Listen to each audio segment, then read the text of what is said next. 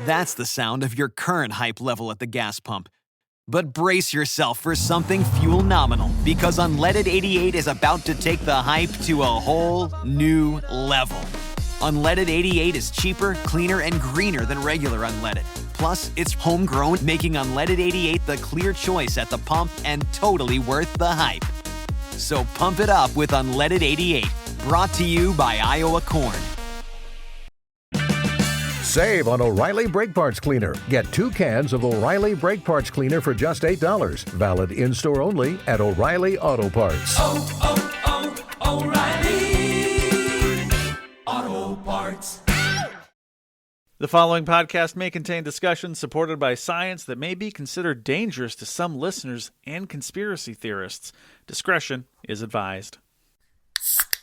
The 3 Down Greencast is brought to you by Lucky Bastard Distillers, Saskatchewan's premier distillery, and by the Pile of Bones Brewing Company, brewed in the heart of Regina.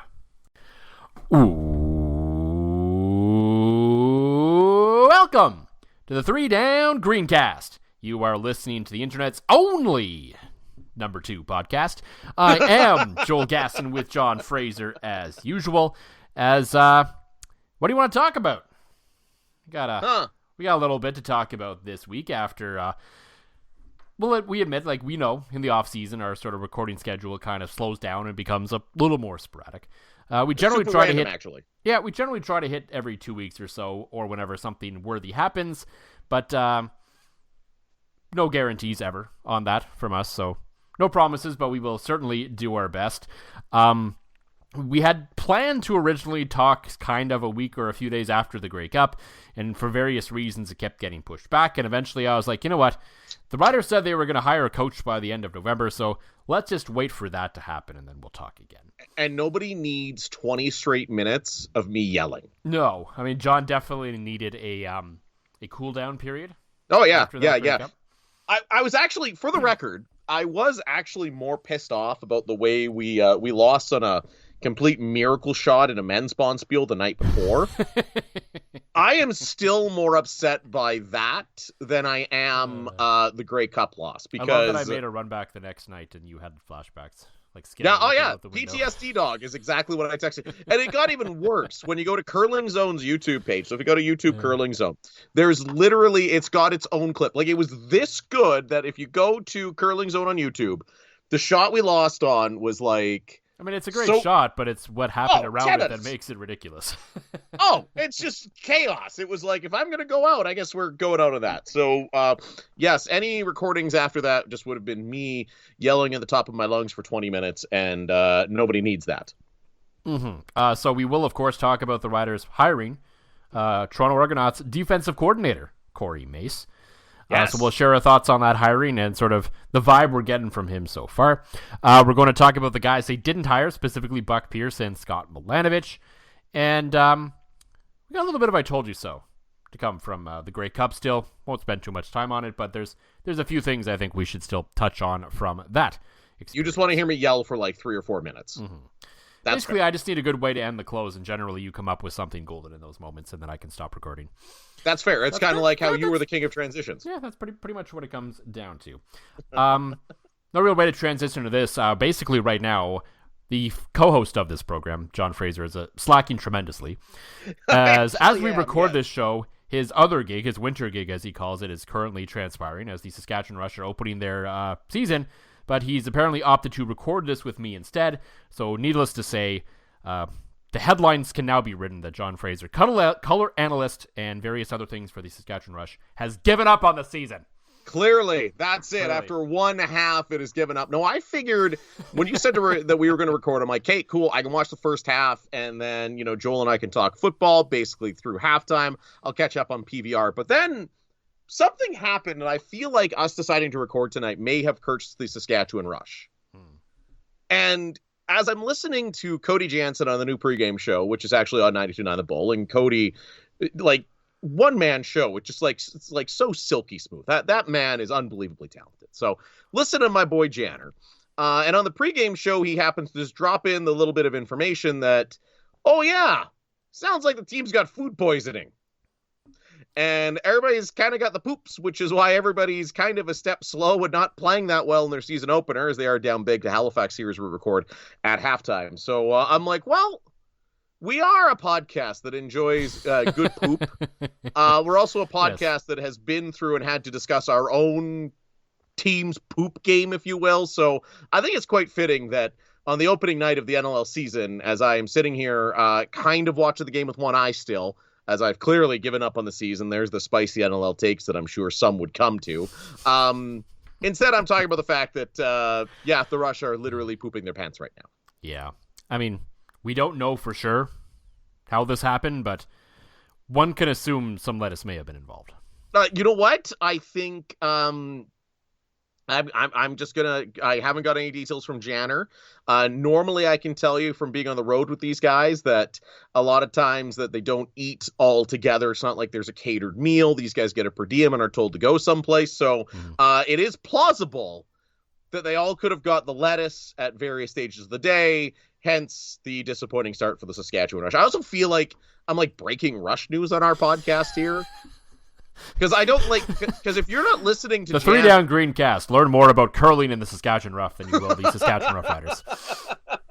Yeah, we haven't even talked a little bit of football, but we have talked about the Saskatchewan Curling Tour and the Saskatchewan Rush. So that's we're on only brand for us. A couple of months away from the 8N Nation episode or so. We are. Which again, like with the Briar being down in Regina, I feel like it's going to be an extra little bit good because I know I certainly won't be there as a player, so now I can focus on coming down, hanging out with you, and drinking. Not that was ever a realistic possibility, but you only had to beat Mike once. That's actually the way it would have worked because we would have definitely been the lowest seed. Yeah. I think we would have had to beat Mike twice. Okay. So I think there's no way we could have avoided just seeing him the one time. So, okay. But fair enough. Yeah. No, it will not be us beating Mike McEwen once. I will say dark horse, Hilltop's legend and Regina Rams former kicker Ryan Kleider. I would call him a dark horse coming into this provincials too, if I could. Oh wait, I can wager money on that now. Huh. That's right. I can't wager money on the NLL. The CFL is a bit of a gray area. But I can wager on Saskatchewan men's curling, which I figured out you could do last year. I forget one site had it. Wow. It must be the one legal one in this province, shouldn't it? You'd think? No, I think it was... Oh. I don't think it was It wasn't Play Now? No? Okay. It was like Cool Bet or something, but I definitely remember... Oh, that would make sense. They're on a lot of the curlings ones, aren't they? Right. It's the only things that I've ever consistently won in sports betting. Makes sense. Because all I did no was one's going to know how to set the lines on those things. Well, that was part of it too, and the other part of it was like all I did was like, okay, did we play these guys close, or do they blow our doors off while we played them? And that's just simply how I made my picks, and actually won some money, which I then proceeded to blow in a drunken rage. Yeah, the old like throw $40 down on like a 12-team parlay, and if it hits, all of a sudden I don't have to work again. But fuck, here I am. I got 3 jobs, hardest working candy in town. Mm-hmm. There's a story that I read this week that we feel like we need to touch on. Which also ties into the poop. Yes, and looking for another job, perhaps. This comes out of Ohio, surprisingly, so for once it's not a Florida man. The headline from the Huffington Post reads, Ohio attorney suspended after pooping in Pringles can, throwing it from his car. That itself alone was enough to get me to click this article. But it gets better. So the guy, Jack Blakesley, I believe I'm saying that, right? Are we sure this isn't Jack Black? Because no. Blakesley sound like it could be like this could be a Jack Black thing with a poop and a Pringles can. Like, and pause for a moment before we get into the story. Mm-hmm. The accuracy. Yes. Like Pringles cans are pretty narrow. Like you can I can't get my hand in there. No, neither can I. And I have like comically small hands. Like I have not met somebody with it's rare I've ever met smaller. Like there are. And this is not me being, people can paint it what it is. Women genetically have smaller hands than men. There's a lot of women I've worked with I've had much smaller hands than. So if I can't get my hand in a Pringles can, I don't know how you could accurately take a deuce in your Pringles can. Yeah, so I mean, I'm not even mad that this happened. But it still shouldn't have done it. Not condoning it, especially some of the details. But hey, it is what it is. He was suspended 1 year with 6 months, basically for already being time served, I guess, apparently. For the gross act that the Ohio Supreme Court said adversely reflects on his fitness to practice law. So apparently, yeah, he pooped in the Pringles can, flinging it into the parking lot, and this is kind of the dirty part, of a crime victim advocacy center in Cambridge, Ohio, November 2021. So that's, if you're going to do that as a lawyer, maybe the one spot to not do that. Well, and I was thinking, like, for a minute, and because, you know, peel back the curtain, you've told me the story, so I know how this finishes, but I will say for a moment, I was like, well, maybe the dude was just like, you're stuck in a traffic jam, you drop a grumper into your Pringles can that you happen to have from last night when you're having some snacky poos in your car, and you just happen to throw it out there. But no, this gets worse. It somehow gets worse. Yes, the court noted there was clear and convincing evidence that he targeted the Haven of Hope Center, which employed people whom he admitted he'd known for years, and whom was probably going to see in court just minutes after tossing the Pringles can into the center's parking lot. Surveillance video shows him driving by the parking lot, slowing down, turning around, and passing it a second time. That's when he flings his shit into the parking lot. Witness saw him throw the can and discovered the contents, blah, blah, blah, blah. He pled guilty. He was fined, the whole thing, disciplinary hearing. So rather than he claimed, so there was some who thought he intentionally did this, which seems very likely.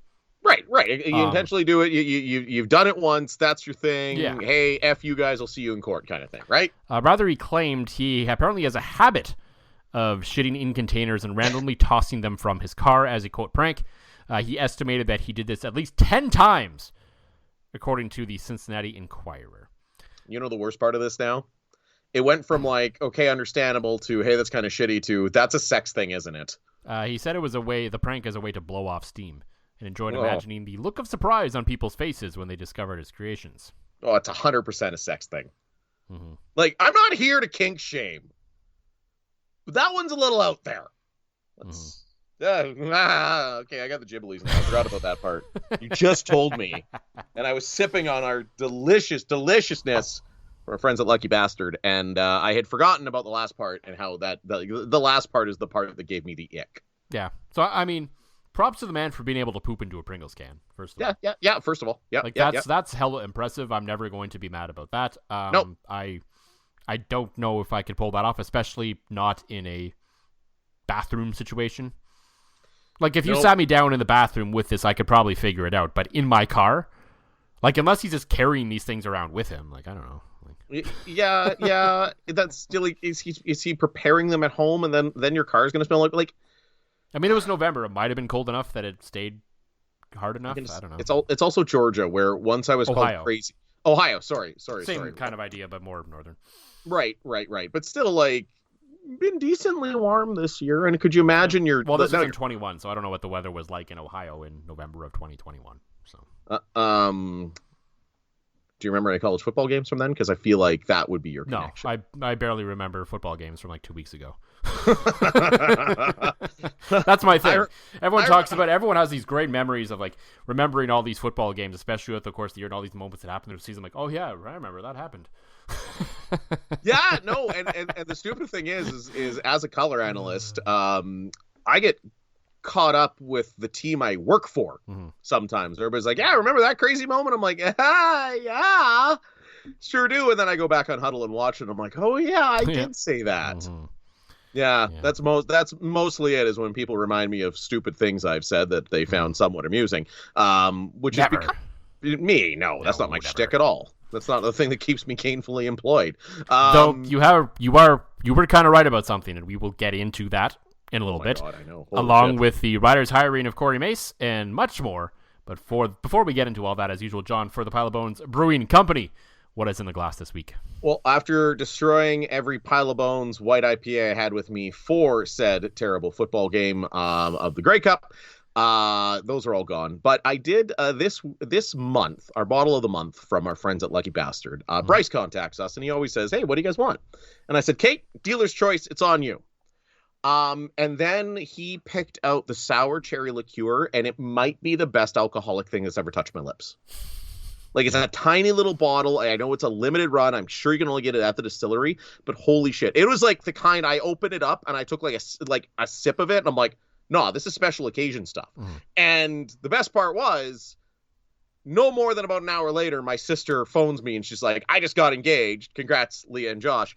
And I'm like, booyah, let's get into it. So I have actually taken it out again for this podcast just because it is so good. Like, if booze lives around my house, it's either so terrible it's undrinkable or it's so good I have to save it. And this is the so good I have to save it because everything else kind of just ends up in my belly. Fair enough. Yeah, I'm kind of the same way. Like, you see online, especially in like the beer lovers group, of like people bringing out these beers that they've saved for months or happen to find in the back of their fridge, and I'm like, how? How do you not drink these? Like, some of the like nice aging beers I get, but when they find something that's like, oh yeah, I found this like stout in the back of my fridge from like 8 months ago, I'm like, how did you not drink that? I lack the self-discipline. For me, I had a plan. I was originally going to drink the peanut butter chocolate stout from Rebellion.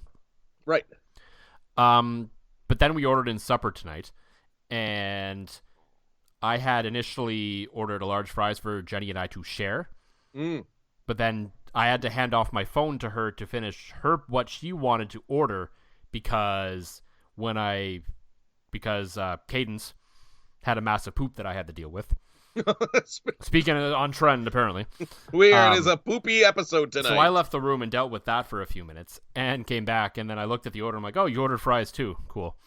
Because it was not fast food, but like kind of fast casual, so kind of a step up where you get like, you pick like a nice burger and like a decent side of fries. So that's what that basic was. So I thought we were going to split the one large. We did not. She had a small, I had a large. I ate way too much for supper. So I was like, okay, we are going to keep this light then. There was one Pile of Bones Spud Light left in my fridge. Yes. that is working far greater right now.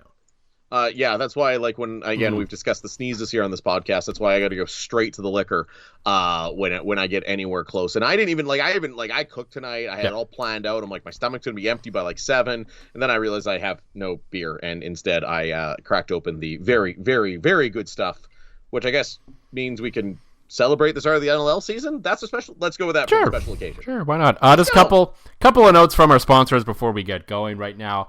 Across most of the province right now, Lucky Bastard, you can find the vodka and the vanilla espresso vodka on sale.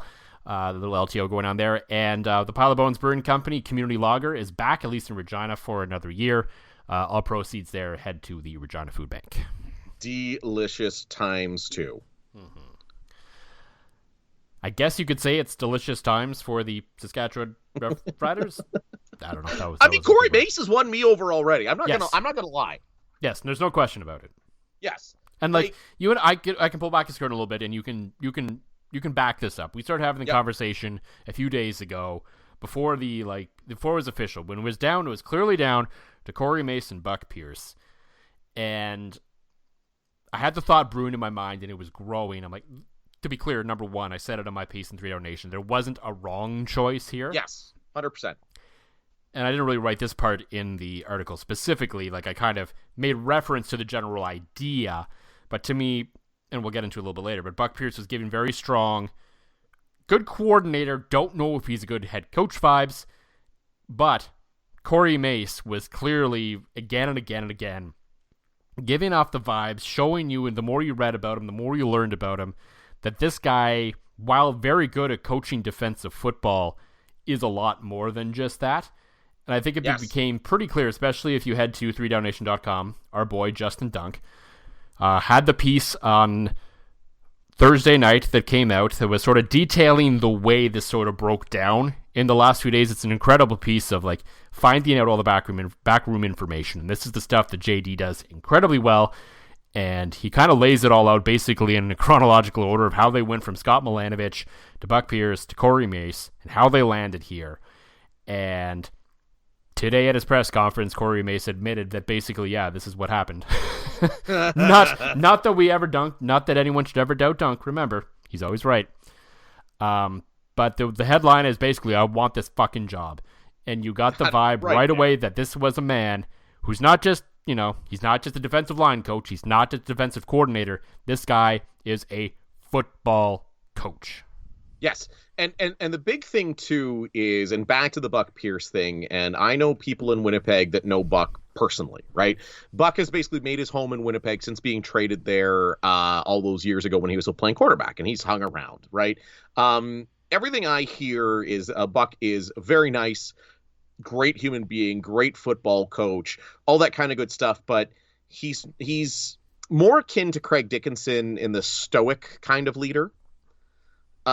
Whereas Corey Mace is the guy that's going to make you get up and run through a fucking wall. Like, that is so evident already between what Dunk dropped with the "I want this fucking job," and then did you see the CFL tweeted it out? The raw emotion on that guy. They've got this great clip. Go to the CFL's Twitter feed. I think it was initially like a Ryder video. Yes, that's just kind of been shared around of him walking out onto the field. Yeah. Yeah, and like you can tell, like this is like again, it's dark out here in Saskatchewan at 6 p.m. But they've turned some of the lights on. He's walking out to a dark field, Mosaic Stadium, and the look on that man's face is he's ready for this, right? This isn't last year where you basically had to beg somebody to become your offensive coordinator.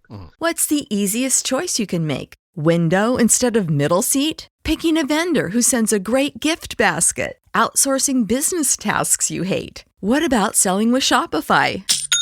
Whether you're selling a little or a lot, Shopify helps you do your thing, however you cha-ching. Shopify is the global commerce platform that helps you sell at every stage of your business. From the launch your online shop stage to the first real-life store stage, all the way to the "did we just hit 1 million orders" stage. Shopify's there to help you grow. Whether you're selling scented soap or offering outdoor outfits, Shopify helps you sell. Wherever and whatever you're selling, Shopify's got you covered. Sign up for a $1 per month trial period at shopify.com/try. Go to shopify.com/try now to grow your business, no matter what stage you're in. Shopify.com/try.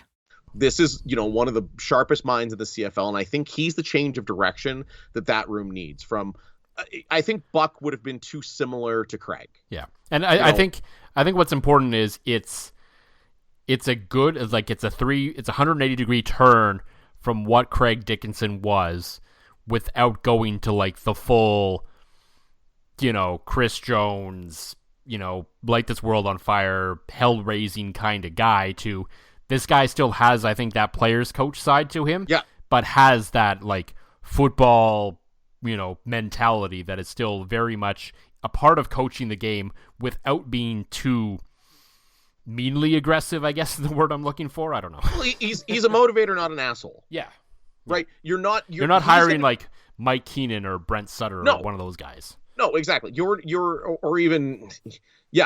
Chris Jones is a great example of that. You're not going to fear him. You're going to fear disappointing him. Like, I've played for coaches like Corey Mace, where when you make a mistake, you don't feel shitty because you're going to get yelled at. You feel bad because you're letting down your leader. You're letting down your guy that puts his faith and puts his trust in you, and you honestly believes in you. Yeah. And that strikes me as Corey Mace, and everything you read and everything you see, that seems to be the guy. I know we were advocates of going for an offensive coach, but like, let's face it, the other part of this is they basically just pulled off a 2-for-1 with this too. Yeah, all the reports, it hasn't been confirmed by the team yet, but all the reports from Justin Dunk and Dave Naylor and Farhan Lalji was that it sounds like Mark Mueller is going to come be his offensive coordinator. Which is amazing. I hope it is. I hope the guy has a little more imagination into him than what Calgary let him do last year, because by all accounts, he was generally the play caller, so we'll see if that was sort of a personnel issue or whatever that cause may be there. And I know coaches don't always necessarily agree with everything within their system, because at the end of the day, it's still what Dave Dickinson wants over there for obvious reasons, so he's just calling what they wanted. We will see. We will talk about that further at another time once that's becomes more clear. But I think it's just painfully obvious the more you listen to this, more like he was on the podium today on Friday saying all the right things, saying everything you expected to hear.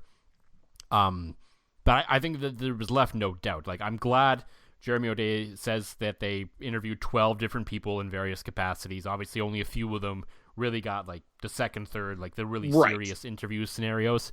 Right. But I'm glad he went through, you overturned every rock, and even like up until the last moment, he still had Buck Pierce come in and check it out and see, okay, maybe this is still the right move at the end of the day. Who knows? But it was obvious that it was hard to overlook the intangibles of Corey Mace, the motivating factor, and just the complete buy-in that you were getting from him, because even Craig Dickinson was not a guy that was here year-round. I don't necessarily think a coach, none of the assistants need to live here year-round. We've been through this with Craig Dickinson during the Corey Chamberlain era. All of that is complete trash. That doesn't matter. You can probably get away generally with the head coach not being here a ton during the offseason. But if what Jeremy O'Day wanted was the guy who was going to be here and live this city and this province day in, day out, so that's what he got, because Corey Mace was the guy who said, yeah, let's go. I'm here. And, he's in this battle on every single sense of the word. He's not, he's just not here to coach and go home like basically Scott Milanovich was. The story, according to Dunk, was Scott Milanovich wanted to be in Florida and, quote, come up to kick-ass coaching for the season. So, okay. so there's where Milanovich went from basically being a guy with a signed contract in an upper drawer in Jeremy O'Day's office to not being really in the final two. And I think that was part of it too. If you look at Paul Friesen of the Winnipeg Sun had an article about Buck Pierce already. Like obviously when it was like Corey Mace was announced, the Buck Pierce article came out. That Buck's got a couple school age kids. Again, like I said, he's lived and made his home in Winnipeg. His wife's from Winnipeg, so asking Buck to uproot his entire family with his kids at a certain age, that's a tough ask, right? So, but basically, I get it entirely. Like, from the vibe I get from at least from Dunk's article and things is, it was obvious where Corey Mace sat, and it's obvious to the degree which he wanted this. They think it feels like, and I could be wrong, the writers were trying to draw at least some of that energy out of Pierce to see if they could get it to really make this a contest. And it didn't really come to fruition. And that's okay. Like, I wouldn't want Buck Pierce to go into this interview and not be himself and then be over the top, say kind of the same things Corey Mace would just to get the job and be a completely different person. You wouldn't want that to happen. So he should go in there, he should be it himself, and if that's not what Jeremy O'Day's looking for, then that's fine. And, he's in a good spot. He may be getting a little bit of extra attention because of a very good situation he landed in when he took over for that job from Paul LaPolice. But regardless, I have no qualms with Buck Pierce's approach. It just wasn't exactly what Jeremy O'Day was looking for, and that's okay for Jeremy O'Day, and that's okay for Buck Pierce as well. Well, and the thing is, too, is Corey Mace genuinely seems like he wants to be a community guy. And, talking about his commitment to the city. When was the last time you ever saw a guy's wife at his opening as introductory press conference? Like, yeah, I don't know. Right? Like, Corey Mace's wife here was anyway. there. No, exactly. That to me is the ultimate sign of the buy-in. Like, if your spouse is right there, to support you, like, this guy's bought in. Obviously comes with all the great football acumen. He seems like a leader of men, a motivator of people. And to me, the more I hear about it, if you would have told me Corey Mace at the beginning of this process, I probably would have went, yeah. Yeah, because I was with about you. Him, hearing his comments. Yeah, I was with you. Like, we were all kind of in general agreement. It's like, okay, they should focus on offense. And while I still generally agree with that, there are always exceptions. And the exception is finding a guy who transcends sort of what side of the ball he comes from. Because there are then, like, it gives me a little bit of Corey Chamberlain vibes, sort of without the ego that we later found, I don't think. Yes. In the fact that I don't think Corey Chamberlain was necessarily an outstanding defensive coordinator, but you picked up on why this guy was going to be a good head coach pretty quickly. Yes. And I think Corey Mace is a better defensive coordinator than Corey Chamberlain was, but you get sort of the same vibes that I think he could be an even better head coach where he's not necessarily, just worrying about a few details every day. Yes. Like I said, he strikes me as a leader. The buy-in seems to be there. And I think as much doom and gloom as there has been around this team and the way the season ended and everything, like, Corey Mace seems to me like the kind of guy that's not going to let the 18-wheeler fly off the cliff for a third year in a row. No. Heavens no. Like no. He's going to drag you there, and he knows tough football. He knows how to practice. He knows, like, all these great things, and I'm interested to see what his staff looks like. Mm-hmm. you're typically not going to see a young new guy come in with a bunch of, rehash names. So I think we're going to see some new things in Riderville, some new ideas, and I think it's going to be real good for next season. Yeah, and ultimately that's what impressed me most at the end of the day with Jeremy O'Day's decision here. Mm-hmm. It would have been easy for him to succumb to all of Scott Milanovich's demands. Yes. And no one, frankly, would have blamed him because his ass is on the line with his hiring. Right, so it easily could have been, is. I'm going to go with that guy because I know what he's about, and we're going to at least be we're going to be a certain degree successful with him no matter what. And that's fine. Yep. But the rest of the league knows that Scott Milanovich is about too. So there is a certain ceiling that can be found with that. With a guy like Corey Mace, okay, the league knows about him as a defensive coordinator. The league knows of him as a defensive line coach. The league knows of him as a player. They don't necessarily know what his overarching thought of how he is going to run a football team is. And yeah, hiring coordinators always comes with risk, no question about it. Everything we've said today could be entirely true, and this thing could still fall flat in its face. 100% it could. Like, the excitement about who this man is and what he potentially could be has nothing to do with whether they actually win football games on the field. Look at Devon Claybrooks in BC. Yeah, it does not matter, how good of a fit it feels, all that sort of stuff. Every single coach in hiring, quite frankly, no one has a damn clue how it's actually going to go. Right. Until it actually happens. And that was the same whether it was Scott Milanovich, whether it was Buck Pierce, whether it was Henry Burris, whether it was whoever. That's where it would have eventually, it was all possible every single way. So that's why I've kind of gone away from fully believing whether a hiring is good or not based on success. I think the process of the hiring matters. And then from there, what will happen is what will happen, because that's pretty much all you can control. And when it comes to the process of hiring this head coach, I'm very impressed with Jeremy O'Day because, number one, he didn't take the safe choice. He didn't go off the scrap heap.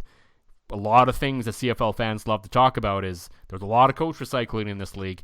He didn't do that. He gave a new guy a chance, and I hope for his sake it pays off.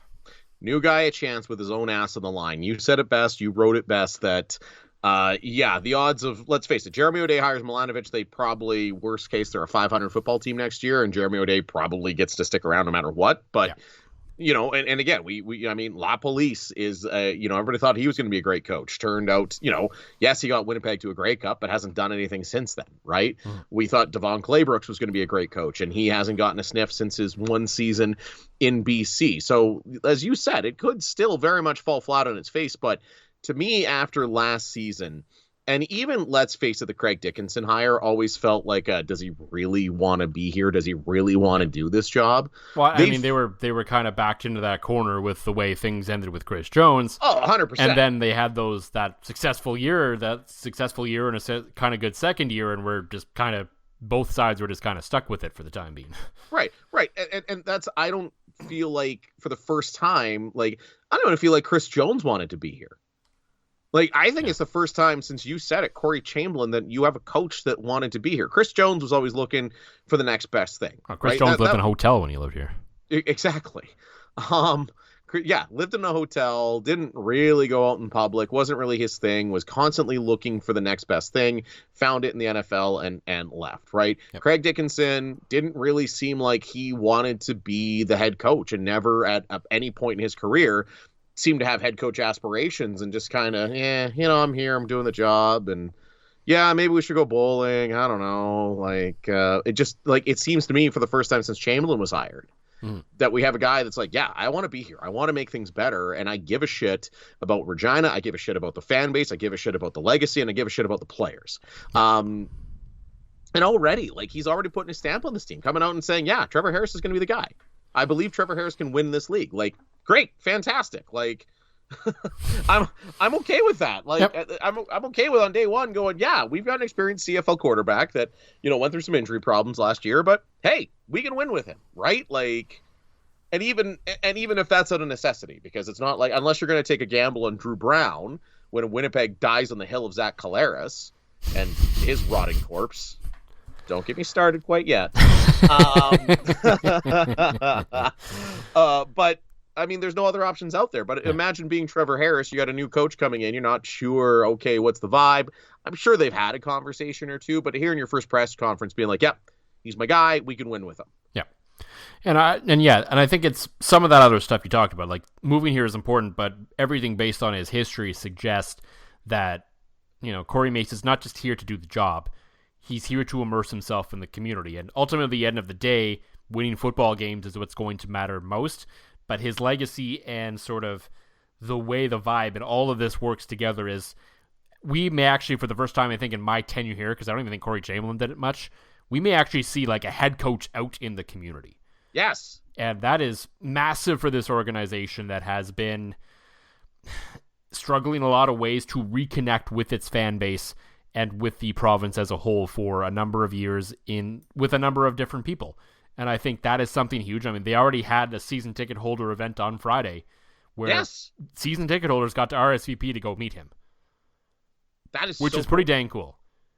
Like I know I compliment, the Rush organization that I work for and the amount of cool things that they do. And I thought to myself, I'm like, okay, that's cool, because your season ticket holders are the kind of people that care who the new head coach is. And yeah, day one, all of a sudden you're having a meet and greet with the new head coach after you just finished introducing him. Like, kudos to the organization. Kudos to Corey Mace for not being, oh no, I can't do it. And it's just like, to steal a Gen Z line, the vibes are high with the team right now, and I hope, as much as, more people listen to us when they're shitty, and that leads to more free alcohol for us, but I do hope, because, like, you can only ride that train for so long before people give up, so. Well, that's exactly. We don't want to get to apathy. You still listen when you're angry. You don't listen when you're apathetic, because God knows there are better options out there that are even on SaskTel TV now, so.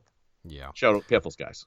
An organization that I guess is still riding a little bit of a high overall, but perhaps took a bit of a hit a couple of weeks ago is, of course, I think still safe to say the flagship of the league, the Winnipeg Blue Bombers. As they lost. We're going here now. We're going there now. We're going here now. They lost the 110th Grey Cup to the Montreal Alouettes. And there was a lot of talk that week. And there was a lot of, uppiness and a lot of cockiness and a lot of confidence. Arrogance. Yeah, you want to say arrogance. I'll say confidence from certain people from Winnipeg. I will say arrogance from the Winnipeg media, and those include like guys that I like a lot. Like there was a lot of talk that Montreal stood no chance in this game, and you and I, and this is the idea of how strong this Montreal Alouette team ended up being. And how weird this whole situation was the fact that we set this up entirely, not on purpose. Like, I firmly believed everything I said ahead of the Grey Cup, that the Montreal Alouettes could win this game, and I doubled down and picked them on 3-Down Nation. That the cursing, especially the Fraser curse of the Winnipeg Blue Bombers, did not stop the Montreal Alouettes from winning that football game. A football game that I believe, if not for a few breaks in the first quarter, both officiating-wise and a few other things, I think Montreal could have won that by 14 to 17 points rather than 4 if a few other things go the other way. I knew Montreal was going to win the second that Winnipeg media came out and said, oh, this is the Grey Cup. Like, talking about the West Final. You can't do that. Like, and in a game that is so close and is so based on motivation and performance and everyone performing, like, I don't. And this is before we knew that Cody Fajardo swore. Yeah, that was like, okay, now we're damned. We're doomed. We are absolutely doomed. Cody swore. Spicy Cody came out, and like, but nobody, like, it's a running joke, especially like I remember, like, I think it was Bill Simmons always used to write about it when he wrote about sports, was like the nobody believes in us vibe. Like, everybody tries to get that nobody believes in us, but like nobody had a better nobody believes in us than the Montreal Alouettes. And that's a huge motivator. It's such tripe that I hate with a passion. The Montreal Alouettes had a legitimate claim to it. What? Oh, God, I'm blanking on his name right now, Gas. He had the rant in French, which was 10 out of 10. Dequois.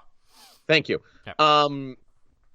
But like that, to me, the passion he had in that speech, and people that are like, Anybody ripping him for that? Like, sit on a carrot and wiggle here. Come on. The man was fired up. He was you're right. This Owls team was not only disrespected by the Winnipeg Blue Bombers, by the Winnipeg media, by the league themselves when they sent out on social media who's going to win, Winnipeg or Toronto, and then didn't put up a single piece of French signage. I put money on the Alouettes. I thought that was the only thing that could possibly stop them from winning, was me taking $10 and putting it on the Montreal Alouettes. And that still didn't do it. I lost my $10. But I won. No, what did I win? You won something, obviously. I forget what I won. I'm just so used to losing. But here's the other thing, too, that irritates me as a Winnipeg fan. Here's a fun fact for you, Joel Gasson, that I realized when I was shit-faced drunk sitting at this very desk, arguing with strangers on the internet, making up spreadsheets, literally shit-faced drunk at this desk after my friends had left for the Grey Cup. Zach Collaros has not thrown a touchdown pass in a playoff game since 2022.